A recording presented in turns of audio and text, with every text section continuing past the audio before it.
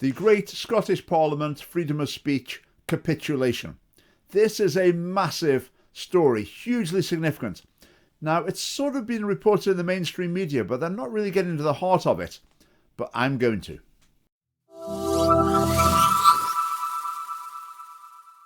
I said too, nothing in this bill stops robust debate or indeed even criticism of such policy as GRA, Gender Reform, the Gender Reform Act proposals. You're reassured there by Humza. You're even allowed to discuss the Gender Recognition Act. In fact, it will even still be legal to criticise the Gender Recognition Act. Still legal to criticise the government's policy. That just makes you feel safe and secure, doesn't it? Anyway, moving on to the heart of the matter here. Now, what's been happening with the hate speech legislation going through the Parliament is there are various clauses added to it that give freedom of speech protection. They basically say, just to make it clear, it won't be illegal to say this or that or the other. And a glaring omission from the original legislation was that there was no freedom of speech protection for transgender issues. Now, surely if there's any area where you need freedom of speech protection, it's going to be there. I actually pointed out this omission in my video I made about the original hate speech legislation. And it seems like Humza has been listening. So he came up with a free speech protection about transgenderism. It was Amendment 82, and it says this: protection of freedom of expression, transgender identity. Behaviour or material is not to be taken to be threatening or abusive solely on the basis that it involves or includes discussion or criticism of matters relating to transgender identity. Now, as the Scottish Family Party, our policy is this whole hate speech legislation should be scrapped completely because you can't solve the problems. But anyway, assuming the bill exists, Humza Yousaf's proposal there makes it a bit better because it does protect some freedom of speech. But when this amendment was proposed, it was circulated and some people went wild. There was a Twitter storm led by Patrick Harvie, leader of the Greens, the Equality Network, Scottish Trans Alliance. And at the moment, Nicola Sturgeon's having this anti-transphobia drive within the SNP, by which she means anti-anyone who doesn't swallow the trans agenda, hook, line and sinker drive. So this big storm of controversy over this perfectly reasonable amendment put forward by Humza Yousaf of the SNP. And then guess what's happened? He's withdrawn this amendment. It's been taken away. He's been told from on high that you can't offer this freedom of speech protection for people who want to talk about transgender issues. Right, why is this happening? Well, it's Nicola Sturgeon's purge of anyone who doesn't go along with transgender ideology. We've already seen Joanna Cherry being sacked. I mean, what else is going on? Why now? I mean, is it, to some degree, is it partly the Biden effect? Now Joe Biden, who's seen as the Messiah quite widely in sort of progressive circles, that now he's right on the trans bandwagon. Suddenly everyone else needs to be there as well. I don't know. I mean, there is a phenomenon that I've observed is that during the coronavirus era, people tend to be going for more and more extreme views. So that was what happened in here. That the pro-trans wing of the SNP has become more and more extreme and demanding. I don't know. But that's what's happened. Humza Yousaf has now withdrawn this freedom of speech amendment. Now imagine you're the Conservatives in the Scottish Parliament. What an open goal. You've been campaigning about freedom of speech. You've put memes up with people with tape over their mouths. The hate speech legislation is going to silence reasonable debate. And now the SNP has taken away a proposed freedom of speech protection that was perfectly reasonable. Conservatives, this is your time to close in for the kill. You've got the SNP on the ropes now. You can really make progress with this. This is just, I say, a total open goal with you. So what do the Conservatives do? They say, we agree. This amendment should be withdrawn. They've totally capitulated. Now, Ruth Davidson made that decision, or Douglas Ross. I mean, who knows? Who cares? But the Conservative Party has decided that instead of pressing home an advantage and defending freedom of speech, they're just going to do a cosy deal with the SNP and agree that this freedom of speech protection is being removed. Two problems with this. First of all, they're not defending freedom of speech. The Conservatives try and present themselves as the bold defenders of freedom of speech in the Scottish Parliament. When it comes to the crunch, bit of controversy, and they just wave the white flag. Absolutely feeble. And the other element for the Conservatives is it's just politically stupid. The SNP has given them a massive own goal. They just need to tap the ball into the net and gain support and are more able to present the SNP as the enemies of freedom of speech, but they just won't do it. They can't do it.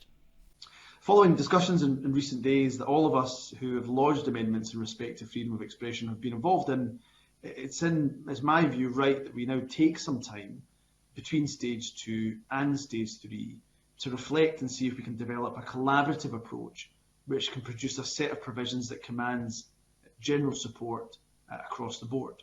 So you can see here, all of the parties in the Scottish Parliament have basically agreed to submit to Patrick Harvie and the Greens. You've probably heard my theory before, the Greens really run the country because no one will stand up to them. And that's what's happening here. The Greens throw their toys out of the pram. The SNP, part of the SNP, Nicola Sturgeon, go down the same line, and all the other parties fall into line and meekly agree to their agenda. Now, Liam MacArthur, Lib Dem MSP, he had an amendment to this motion as well.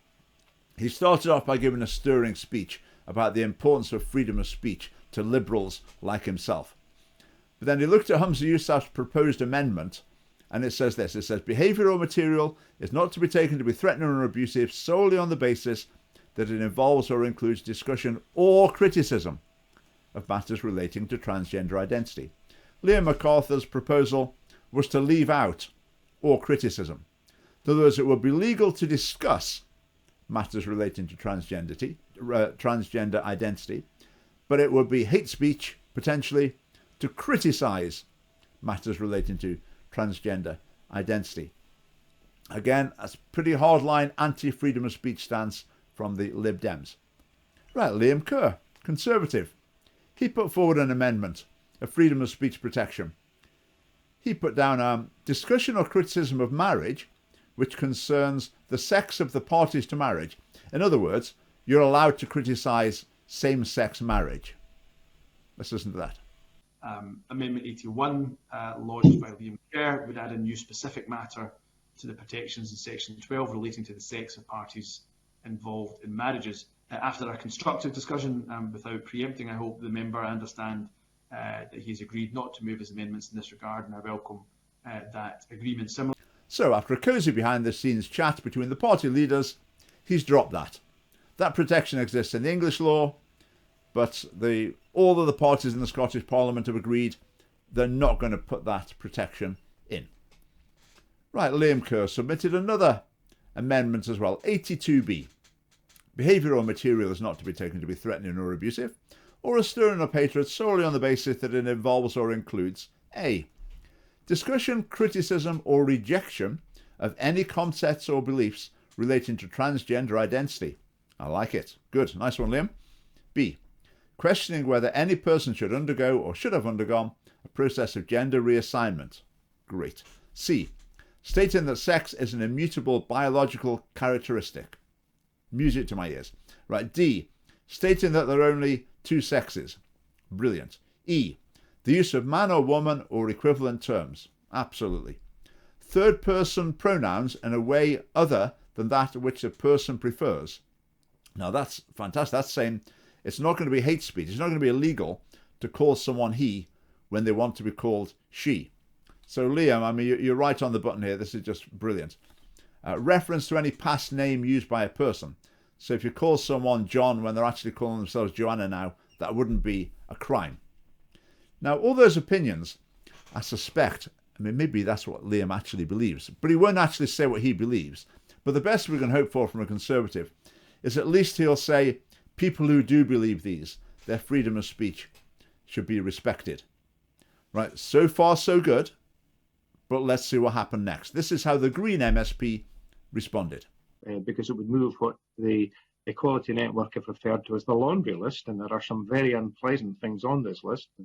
I'm delighted that my amendment would have preempted 81 and perhaps at least said she was amended about 82B. So he says those freedom of speech protections are unpleasant. Least said, soonest mended. Right, let's hear Ian Kerr strike back now. Surely he'll say, no, these are not unreasonable views. Are you ready to hear a politician stick to his principles and refuse to capitulate in the face of the opposition?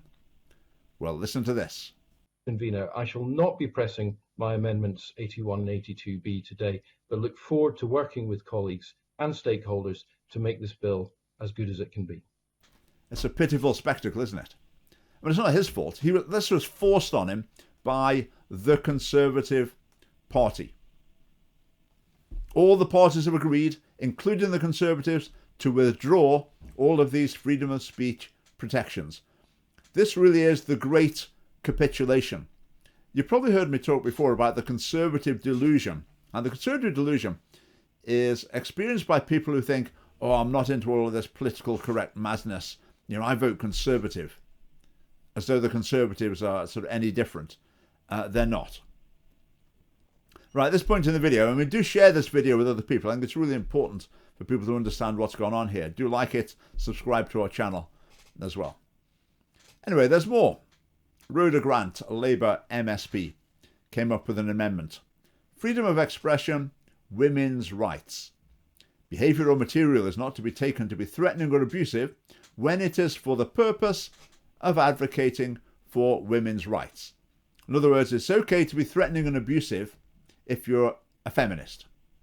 So, I mean, people pointed out how ridiculous that was. But what she's meaning is, it's okay to criticise trans ideology from a feminist standpoint, but it's not okay to criticise it from any other standpoint. So if you criticise it from the standpoint of child welfare, for example, or hate crime, but if it's from a feminist point of view, then that's okay.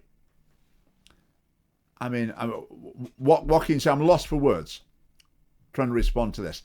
There needs to be someone in the Parliament to call this out. This is not just badly drafted. It's just mad. Again, it's like having a bill about football violence. Football violence is illegal, apart from for Rangers fans. If you do it because you're a Rangers fan, that's okay. That's the level that it's at. There needs to be someone in this committee to say, this is just utterly bizarre and ridiculous, that you think you can have special treatment for people who agree with you, while people who don't agree with you, well, they can face the full force of the law. But this is the Scottish Parliament, so the obvious voice of common sense is often absent. Right, we'll move on now to Adam Tompkins, a Conservative MSP. Let's see what he's got to say. And that isn't my view, but I wanted to read the view of those free speech lawyers and advocates and campaigners who take the view, which is very commonly taken in the United States, that the way to combat hate is with more speech, not less. Okay, it's probably been reading books like this one. Very good. Strongly recommend that. Do you know what I think? I think he actually agrees with people who don't like hate crime legislation. I think he agrees with it, but he doesn't really want to be the odd one out in the Scottish Parliament. It would just be a step too far to actually say that as a Conservative MSP. But in the Parliament, we need people who are willing to be the odd one out and to share some original thought and leadership. The criticisms are boiled down to two. There is a criticism of vagueness and that there is a risk of overbreadth. And it seems to me that the amendments in this group, all of them, all of the amendments in this group, are designed to mitigate those risks, to meet that challenge. So it says here that these free speech amendments that were proposed were good, but they've been made to abandon them by Ruth Davidson, Douglas Ross, whoever's in charge of the Conservative Party in the Parliament these days. Now, Adam Tompkins is standing down at the next election. And I think he's been a bit rebellious here. He's making it quite clear that he is not happy with what's gone on. And I want to say a few things about that, particularly in the context of the ongoing and very difficult debate over transgender identity and its role in this bill. Because it seems to me that the events of the last few days, the reaction to the amendments that have been put down in this group with regard to transgender identity, make it just even more obvious and apparent that we absolutely must define what we mean. And I have to say, I have been disturbed by the reaction I've seen to what I thought were really quite modest, innocent and perfectly reasonable amendments in the name of the Cabinet Secretary. I'm talking about Amendment 82 in particular, which I would have voted for today if it had been moved and pressed. But it's clear that even the words that the Cabinet Secretary has very carefully chosen in Amendment 82 have caused fear, alarm and distress. Wrong. That free speech protection did not cause fear, alarm or distress. People might have claimed it did, people might have reacted in a hysterical manner, but it did not actually cause fear, alarm or distress. Let's listen to it again. Behaviour or material is not to be taken to be threatening or abusive solely on the basis that it involves or includes discussion or criticism of matters relating to transgender identity. What do you think of someone's claim that that induces fear in them, or alarm, or distress? I mean, it's ridiculous. Adam Tonkin shouldn't be dignifying that sort of response. Just don't accept it. Challenge it. I mean, to be honest, even mock it. If someone's claiming that that causes fear in them, oh, come on.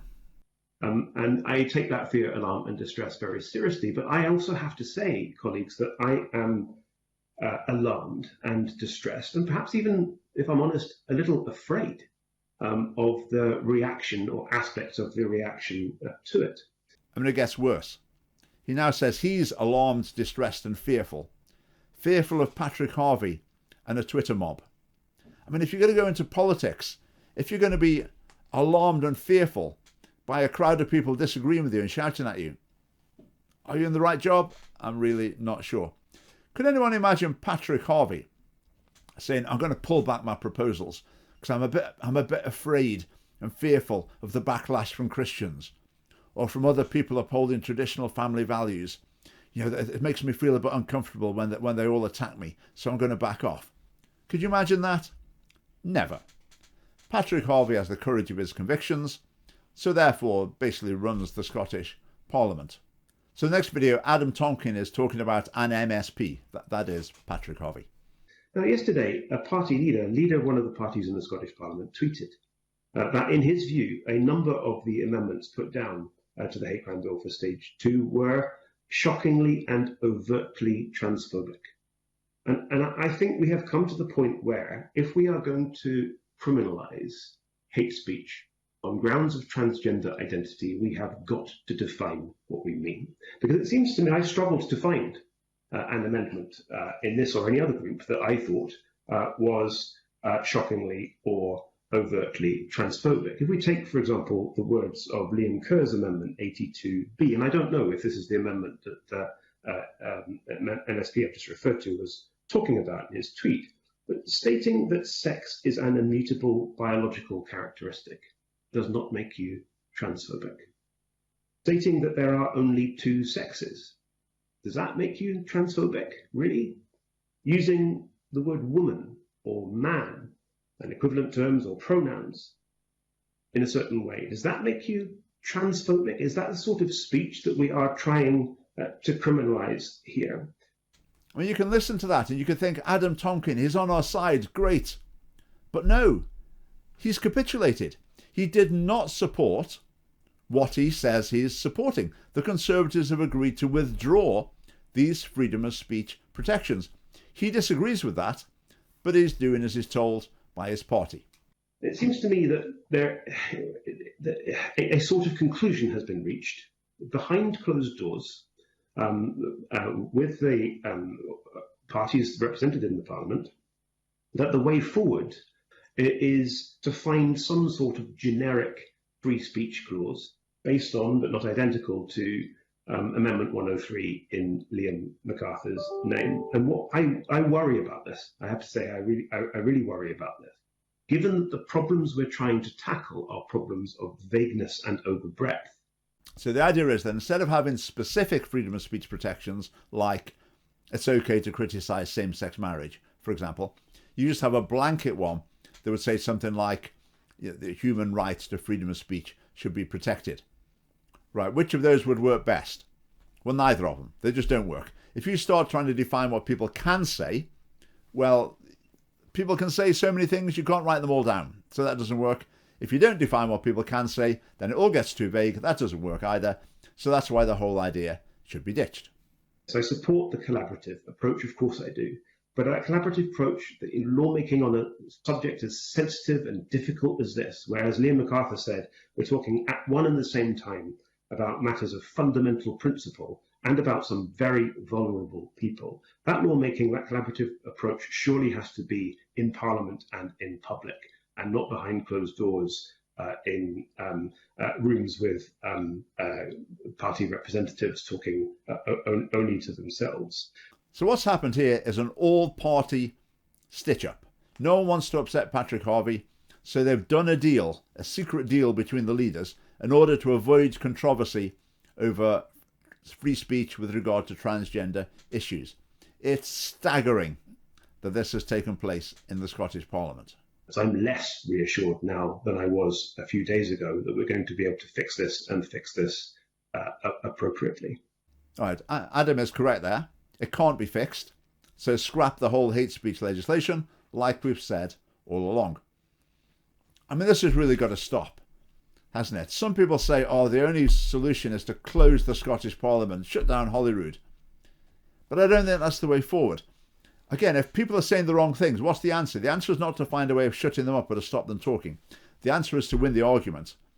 And that's what we need to do through the democratic system. We need to gain representation in the Scottish Parliament to talk some sense and to call out what's going on, because it is unbelievable. If you want to support us in our project, to do that, you need to join the Scottish Family Party via the link below. Thanks for watching.